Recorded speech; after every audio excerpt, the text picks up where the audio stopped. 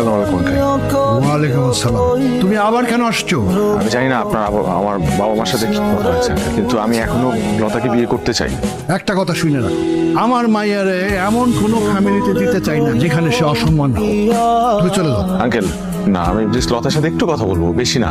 শোনো, লতা তোমাকে এখন বিয়ে করতে চায় না। লতা আমাকে বিয়ে করতে চায় না আঙ্কেল। প্লিজ আঙ্কেল, একটা বার একটু কথা বলতে দেন না লতার সাথে আমাকে আঙ্কেল। আমি ওর মুখে একটা বার শুনি যে ও আমাকে বিয়ে করতে চায় না। চুপ করো তবে। তুমি এখান থেকে সরে যাও। কেমন আছো তুমি? লতা, আমি জানি আমার উপর তুমি রাগ করে আছো, অভিমান করে আছো। আমি কথা বলেছি বাবা মার সাথে, সব ঠিক হয়ে যাবে। তাদেরকে আমি